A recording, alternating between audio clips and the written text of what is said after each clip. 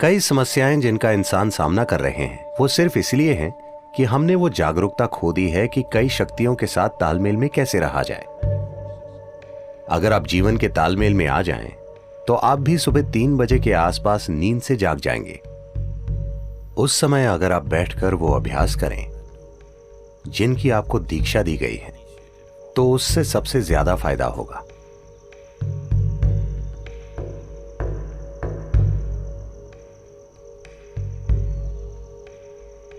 जिस तरह से धरती घूम रही है और जो भी हो रहा है, उस वजह से एक बहुत बुनियादी बदलाव आता है सुबह 3:20 से सुबह 3:40 के बीच। इसे ब्रह्म मुहूर्त कहते हैं।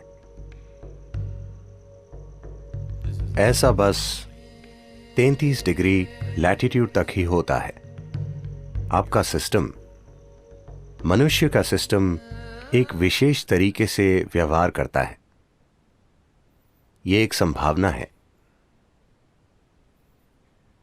तो एक जागरूकता रही है इस संभावना का इस्तेमाल करने की।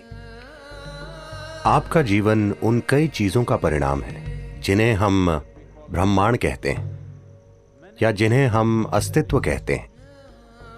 तो हम इस जबरदस्त घटना का परिणाम है जिसे हम सृष्टि कहते हैं। हम अपने आप में एक अलग जीवन नहीं है। तो जब आप तालमेल में होंगे तो कुछ चीजें होंगी। हमारे अमेरिका के टेनेसी में स्थित आश्रम में ऐसे झिंगूर पाए जाते हैं जो 17 सालों में सिर्फ एक बार जागते हैं। क्या आपने ऐसा कुछ देखा है? वो समझ जाते हैं कि 17 साल हो गए और वो जाग जाते हैं। फिर वो बच्चे पैदा करते हैं और सो जाते हैं। वो समझ जाते हैं कि 17 साल हो गए, वो भी बिना किसी अलार्म बेल के। तो ये कैसे होता है? मैं कह रहा हूं कि वो प्रकृति के साथ तालमेल में है। हमने प्रकृति के साथ तालमेल खो दिया है और हमें लगता है कि यही हमारी प्रकृति है। नहीं, कई सारी बीमारियां और समस्याएं जिनका मनुष्य अनुभव कर रहे हैं वो बस इसलिए हैं क्योंकि हमने वो जागरूकता खो दी है कि उन कई सारी शक्तियों के साथ तालमेल में कैसे रहा जाए जो हमें वो बनाती हैं जो हम हैं। तो योग वो तालमेल लाने के लिए है ताकि आप जीवन के साथ लय में हो।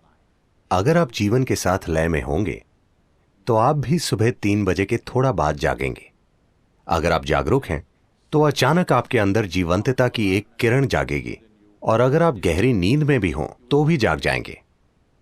आपके साथ यह होना चाहिए। इसका मतलब है आप उसके साथ तालमेल में हैं, आप जीवन के तालमेल में हैं। तो मुझे क्या करना चाहिए? क्या मुझे ध्यान करना चाहिए या क्रिया? इससे फर्क नहीं पड़ता कि आप क्या करते हैं। आपको वो प्रक्रिया करनी चाहिए जिसकी आपको दीक्षा दी गई है, क्योंकि दीक्षा का मतलब है आपको कोई अभ्यास बस सिखाया ही नहीं गया है, आपके सिस्टम में उसे उतार दिया गया है, उसे आपके सिस्टम में बिठा दिया गया है। तो वो जो भी हो, अगर आप में एक जीवित बीज है और आप ब्रह्म मुहूर्त पर जागें और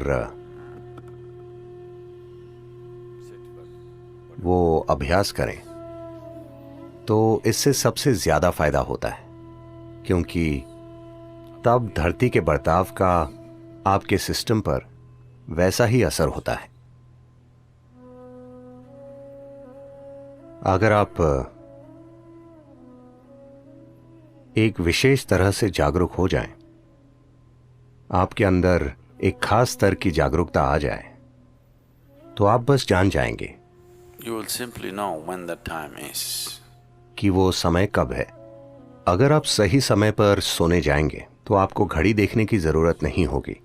आप हमेशा जान जाएंगे कि 3:40 बजे हैं, क्योंकि फिर शरीर एक अलग तरह से बर्ताव करता है। उस समय अगर आप बैठकर वो प्रक्रिया करें जिसकी आपको दीक्षा मिली है, वो नहीं जो आपने किताबों से पढ़ी है, तो सबसे ज्यादा फायदा होगा। उस समय बीज को अंकुरित होने के लिए जरूरी मदद मिल जाएगी, या वो अन्य समय के मुकाबले ज्यादा तेजी से विकसित होगा। यह सिर्फ दीक्षित लोगों के ही लिए है। अगर आप दीक्षित नहीं हैं, आप किताब योगी हैं, तो 3:40, 6:40, 7:40 इससे कोई ज्यादा फर्क नहीं पड़ता। ऐसे लोगों के लिए संध्या काल ज्यादा महत्वपूर्ण होते हैं। संध्या मतलब सूरज के उगने से 20 मिनट पहले से 20 मिनट बाद तक, या सूरज डूबने से 20 मिनट पहले से 20 मिनट बाद तक। दोपहर और आधी रात के लिए भी यही सच है, लेकिन उनकी प्रकृति अलग है। तो ये 2 संध्याएं उनके लिए बेहतर हैं जो दीक्षित नहीं है। 3:40 उनके लिए अच्छा है जिन्हें शक्तिशाली दीक्षा मिली है।